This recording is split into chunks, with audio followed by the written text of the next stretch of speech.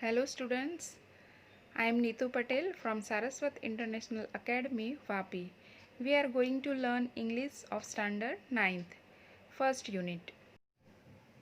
Chitta's tears, Chittana Asu. Long ago, a Zulu hunter was sitting under a tree. કેટલાય સમય પહેલા long ago કેટલાય સમય પહેલા a Zulu hunter was sitting under a tree. એક ઝુલુ નામનો જે શિકારી એ એક વૃક્ષ નીચે બેઠો હતો. હન્ટર એટલે શિકારી. હન્ટર એટલે શિકારી. His name was Eddie. એનું નામ એડી હતું. He saw a large herd of deer grazing in a lush green meadow. He saw a large herd of deer grazing in lush green meadow. હવે એ જે શિકારી હતો એણે હરણના એક મોટા ટોળાને લશ ગ્રીન એટલે કે લીલુંછમ, લશ ગ્રીન એટલે લીલુંછમ અને મેડો એટલે ગોચર, જ્યાં ગાય ચરવા જતી હોય, જ્યાં કૂણું કૂણું ઘાસ હોય એને મેડો કહેવાય. તો લીલાછમ બીડમાં, એને બીડ પણ કહેવાય, મેડો એટલે ગોચર, બીડ. તો બીડમાં ચરતા જોયા.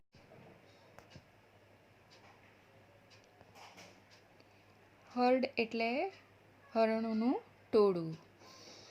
ગ્રેઝિંગ એટલે ચરતા હતા. ગ્રેઝિંગ ચરવું. લશ ગ્રીન એટલે લીલુંછમ અને મેડો એટલે ગોચર, બીડ.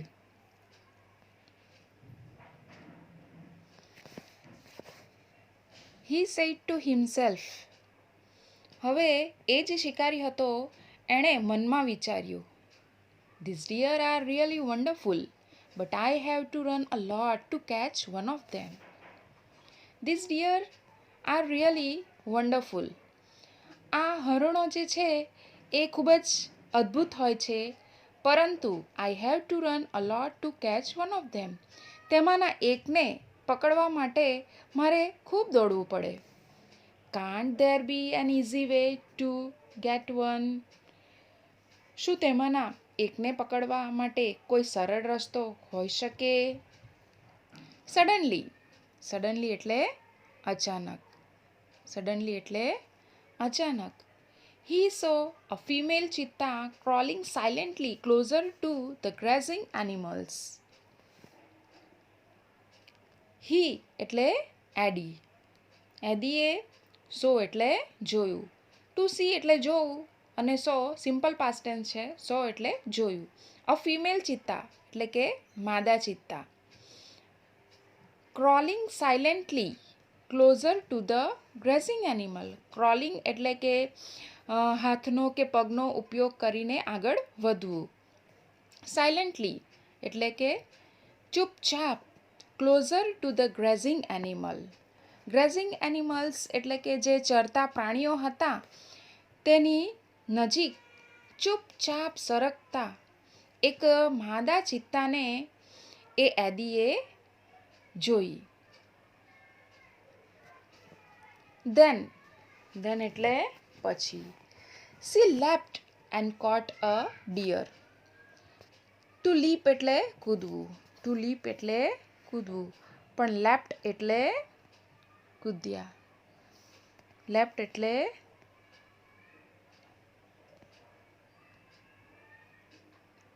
to leapt એટલે to leap એટલે કૂદવું અને leapt એટલે કૂદ્યો.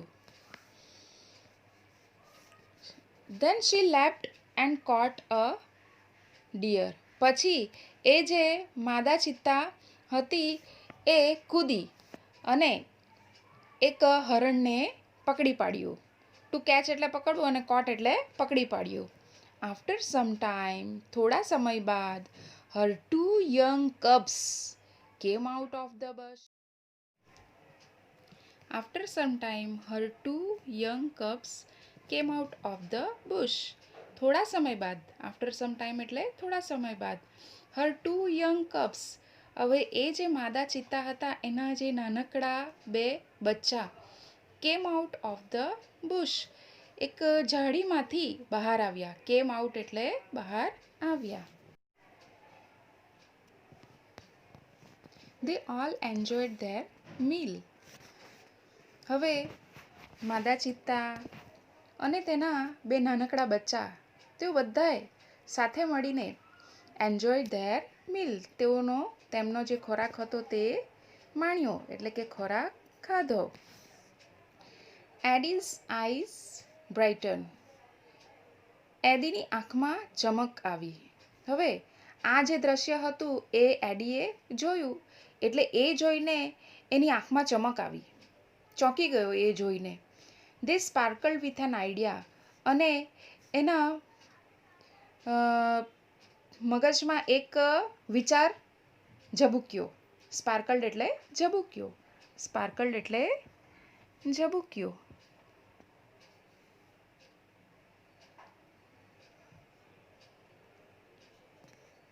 He envied the cubs. તેને એ જે બચ્ચા હતા એની ઈર્ષ્યા થઈ. એન્વિડ એટલે ઈર્ષ્યા. એન્વિડ એટલે ઈર્ષ્યા. એ બચ્ચાને જોઈને એને ઈર્ષ્યા થઈ. Can I be lucky as this beautiful cubs. શું આ સુંદર રૂપાળા એવા જે બચ્ચા છે એની જેમ હું પણ નસીબદાર બની શકું ખરો? They got their food without any effort. Effort એટલે પ્રયત્ન. એફર્ટ એટલે પ્રયત્ન. એફર્ટ એટલે પ્રયત્ન. They got their food without any effort. તેઓએ કોઈ પણ પ્રયત્ન વિના તેમનો ખોરાક મેળવ્યો. ગોટ એટલે મેળવ્યો, પ્રાપ્ત કર્યો. કોઈ પણ વિધાઉટ એની એફર્ટ, કોઈ પણ પ્રયત્ન વિના તેમનો ખોરાક ધેર ફૂડ, તેમનો ખોરાક ગોટ એટલે મેળવ્યો. Can I have a hunter like their mother. શું મારે પણ તેમની માતાના જેવો એક શિકારી હોઈ શકે? He thought. એણે વિચાર્યું. He decided to catch a young cub and train it to hunt for him. He decided. હવે તેણે નક્કી કર્યું. To catch એટલે પકડવું. A young cub એટલે કે એક નાનકડું બચ્ચું. And train it to hunt for him. અને તેના માટે એ શિકાર કરી લાવે એના માટે એને તાલીમ આપવી. ટ્રેન કરવું એટલે તાલીમ આપવી. તો he decided to catch a young cub and train it to hunt for him. એણે એક નાનકડા બચ્ચાને પકડવાનું અને પછી એને પોતાના માટે એ શિકાર કરી લાવે એની તાલીમ આપવાનું એણે નક્કી કર્યું. Then I shall only say. પછી હું માત્ર એટલું જ કહીશ. Oh my dear, go and kill a deer for me. જા મારા વાલા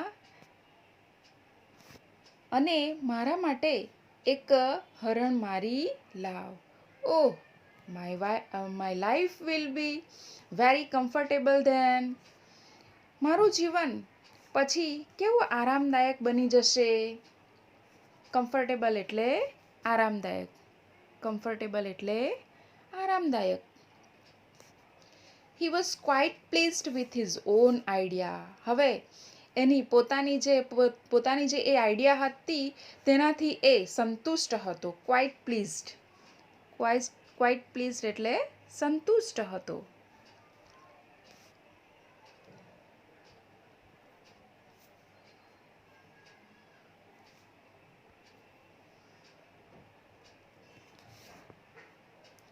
He decided to follow cubs and steal one. હવે એણે એ જે બચ્ચા હતા એનો પીછો કરવાનું અને તેમાંના એકને ચોરી લાવવાનું એણે નક્કી કર્યું. From his experience. એના અનુભવ પરથી. ફ્રોમ હિઝ એક્સપિરિયન્સ એટલે એના અનુભવ પરથી. એડી new that a cheetah never attacks a man. એડીને ખબર હતી કે ચિત્તા જે છે એ ક્યારેય મનુષ્ય પર હુમલો કરતો નથી. Therefore, તેથી it was safe to steal a cub. તેથી એક બચ્ચાને ચોરી લાવવું એ એના માટે સલામત હતું. He followed the cheetah family till evening. હવે એણે આ જે ચિત્તા ફેમિલી હતું, ચિત્તા કુટુંબ જે હતું એનું સાંજ સુધી, ટિલ ઇવનિંગ એટલે કે સાંજ સુધી એણે એનો પીછો કર્યો. ફોલોડ એટલે એણે એનો પીછો કર્યો, અનુસરવું. એટ ધ સનસેટ, હવે સૂર્યાસ્ત સમયે, એટ ધ સનસેટ સૂર્યાસ્ત સમયે, the mother cheetah hid her cubs in a thick bush and left for a stream. At the sunset, the mother cheetah hid her cubs in a thick bush. The mother cheetah hid her cubs in a thick bush. Hide એટલે છુપાવવું અને hid એટલે એણે છુપાવી દીધા. hid એટલે એણે છુપાવી દીધા. ધ મધર ચિત્તા, હવે જે માતા ચિત્તા હતી એણે એક ગાઢ ઝાડીમાં, અ થીક બુશ, એક ગાઢ ઝાડીમાં એના જે બચ્ચા હતા, હર કબ્સ, એના જે બચ્ચા હતા એને હિડ એટલે કે છુપાવી દીધા. And left for a stream, અને ઝરણા તરફ ઉપડી ગઈ. And left for a stream, stream એટલે ઝરણું, સ્ટ્રીમ એટલે ઝરણું. Quickly, the hunter picked up his net and spear and ran into the bush.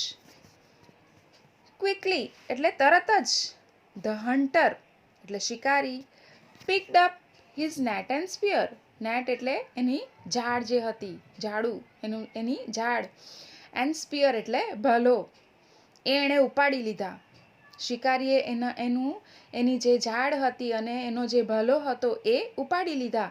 And rain in to the bush, અને એ ઝાડી તરફ દોડી ગયો.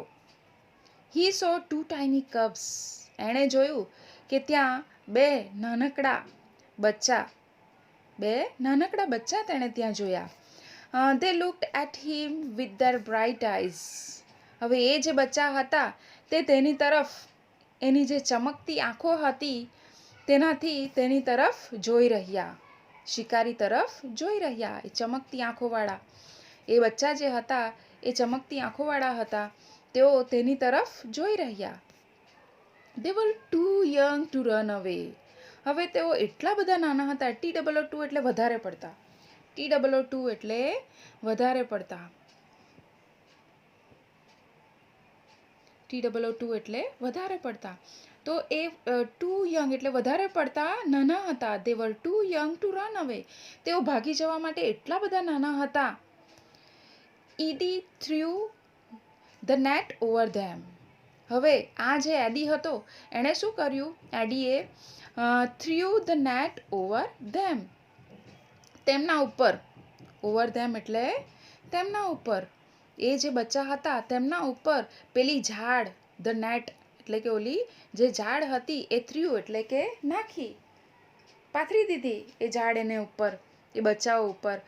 એન્ડ ધ કપ્સ વર કોટ, અને પેલા બચ્ચા જે હતા એ પકડાઈ ગયા. વર કોટ એટલે પકડાઈ ગયા.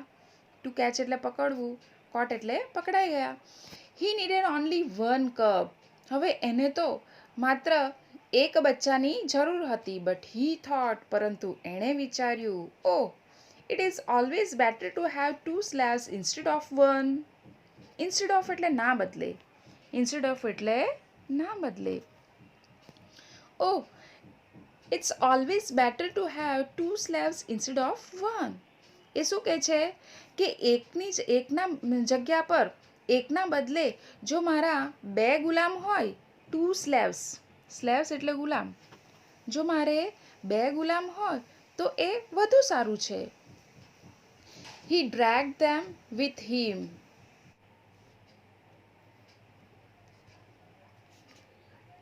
and hid them under a big basket.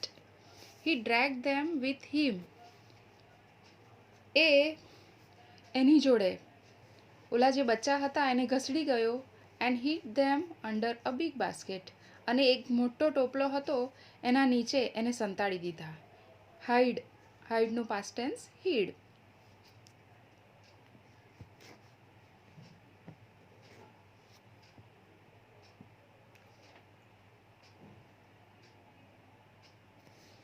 The mother cheetah return after a while. થોડી વાર પછી માતા ચિત્તા પાછી ફરી. રિટર્ન એટલે એ પાછી આવી. She did not find her cubs. તેણે એના બચ્ચાને જોયા નહીં. She looked all around. તે ચારે બાજુ એણે જોયું. First of all she became angry. સૌ પ્રથમ તો એ એકદમ ગુસ્સે થઈ ગઈ. And jumped wildly. અને કૂદકા મારવા લાગી. She sniffed all around. તે ચારે બાજુ સૂંઘી વળી. સ્નીફ એટલે સૂંઘવું. સ્નીફ એટલે સૂંઘવું. ઓલ અરાઉન્ડ એટલે ચારે બાજુ. બટ અલાસ, પણ અરે રે રે. અલાસ એટલે અરે રે રે. She could not find her dear babies. તે એના વાલા બચ્ચાને એ શોધી શકી નહીં. એના વાલા બચ્ચા એને મળ્યા નહીં. At last she became sad. અંતે તે ખૂબ જ નિરાશ થઈ ગઈ. And started crying. અને રડવા લાગી. She cried and cried for the whole night till the next evening. એ રડતી રહી. આખી રાત રડતી રહી. તે બીજે દિવસના સાંજ સુધી રડતી રહી. She cried and cried until her tears made dark stain down her cheeks. એ રડતી જ રહી. ક્યાં સુધી? કે જ્યાં સુધી એના ગાલ ઉપર કાળા ડાઘ પડી ન ગયા ત્યાં સુધી એ રડતી જ રહી. ડાર્ક સ્ટેન એટલે કાળા ડાઘ. ડાર્ક સ્ટેન એટલે કાળા ડાઘ. She was still weeping. તે હજી પણ એણે રડ્યા જ કર્યું. At night the mother cheetah cried so loudly.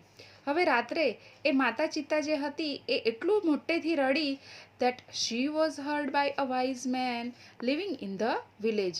તો ગામમાં એક સમજુ માણસ જે હતો, બુદ્ધિમાન માણસ જે હતો, તેણે એનો અવાજ સાંભળ્યો. The old man understood what had happened. The old man understood what had happened. વૃદ્ધ માણસને સમજાઈ ગયું કે શું બન્યું હતું. He immediately took his strong club. તેણે તાત્કાલિક જ એનો એક જે મજબૂત ડાંગ હતો એ ઉપાડ્યો.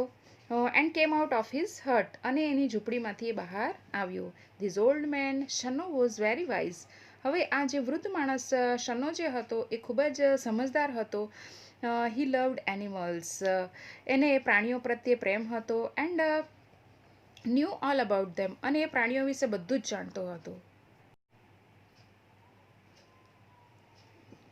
When Shano found out the hidden cubs, જ્યારે શનોને છુપાવેલા બચ્ચા જ્યારે એણે શોધી કાઢ્યા, he knew that. એને ખબર પડી ગઈ કે it was Eddie's wicked idea. આ એડીની એક નિર્દય, નિર્મમ એવો વિચાર એ એડીનો જ હતો. he got angry with Eddie. એને એડી ઉપર ખૂબ જ ગુસ્સો આવ્યો. He rush to the hut and shouted. એ એની ઝૂંપડી તરફ દોડી ગયો અને એણે બૂમ પાડી. શાઉટેડ એટલે બૂમ પાડી. શાઉટેડ મીન્સ બૂમ પાડી. I hate you Eddie. હું તને ધિક્કારું છું Eddie. Every one of our tribe will hate you. આપણી જમાતના દરેક વ્યક્તિ જે છે એ તને ધિક્કારશે. ટ્રાઇબ એટલે જમાત. ટ્રાઇબ એટલે જમાત. Because you are lazy and weak too. કારણ કે તું આળસુ તો છે જ પણ સાથે સાથે ક્રૂર પણ છે. We know that a hunter must hunt with his own strength and skill. હવે આપણને બધાને ખબર જ છે કે એક શિકારી જે છે એણે પોતાની શક્તિ અને પોતાની આવડતનો ઉપયોગ કરીને શિકાર કરવો જોઈએ. But you are a lazy hunter. પરંતુ તું તો એક આળસુ શિકારી છે. You are a thief. તું એક ચોર છે. You have broken the rules of our tribe. તે આપણી જમાતના નિયમોનો ભંગ કર્યો છે. You have brought dishonour to the whole tribe. તે આખી જમાતને અપમાનિત કરી છે, બદનામ કરી છે. ડિસઓનર, બ્રોટ ડિસઓનર મીન્સ કે બદનામ કરવું. All the member of the hunter tribe got together. હવે શિકારી જે જમાત હતી એના બધા જ સભ્ય જે હતા એ ભેગા થયા. દે decided to drive away Eddie from their village forever. હવે તેઓએ શું નક્કી કર્યું? તો તેમના ગામમાંથી હંમેશના માટે એડીને બહાર કાઢી મૂકવાનું. ડ્રાઈવ અવે એટલે હાંકી કાઢવું, બહાર કાઢી મૂકવું. તો એને ગામમાંથી બહાર કાઢી મૂકવાનું નક્કી કર્યું. શનો took the cups on his shoulders and returned them to their mother. હવે શનોએ ઓલા જે બચ્ચા હતા એને પોતાના ખભા ઉપર ઉપાડીને એની માતાને પાછા પરત કર્યા. He saw that long weeping of the mother cheetah had stained her face forever. એણે જોયું કે લાંબા સમયથી માતા ચિત્તા જે હતી એ એના રડવાના કારણે એના ચહેરા ઉપર હંમેશના માટે કાળા ડાઘ પડી ગયા હતા. ફોરએવર એટલે હંમેશને માટે. હવે રિમેનિંગ લેસન આપણે બીજી વાર મળશું ત્યારે જોઈશું. Thank you.